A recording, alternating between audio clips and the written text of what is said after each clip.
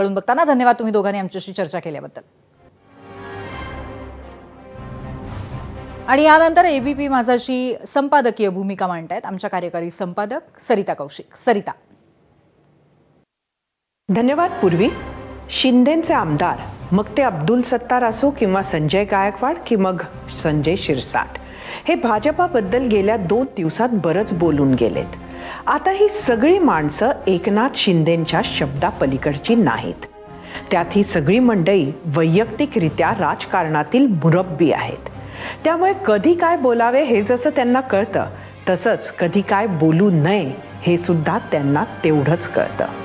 त्यामुळे सत्तारांच्या बाबतीत चंद्रशेखर बावनकुळेंनी विचारलेला प्रश्न महत्त्वाचा आहे. त्यांनी मित्रपक्षाबाबत वक्तव्य करायच्या आधी पक्षप्रमुख म्हणजेच एकनाथ शिंदेंना विचारलंय का? कारण असं बोलायचं असल्यास पूर्व परवानगी घ्यावी हे समन्वय समितीत ठरलंय. जर परवानगी न घेता ही मंडळी असं सगळं बोलले असतील तर ह्याचा अर्थ हाच होतो की राजकीय फायदा दिसल्याशिवाय ते असं बोलू शकत नाहीत.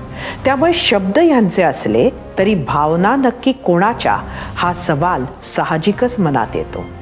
तसेच सत्तेचा फेविकॉल असला तरी मैत्रीचे सांधे जिल्ह्याच्या राजकारणात खिळखिळे तर होत नाहीयेत ना, हा पण सवाल सध्या महायुती समोर असेल. पूर्वी. नक्कीच सरिता. आणि याबरोबरच एक छोटासा ब्रेक. पाहत रहा एबीपी माझा.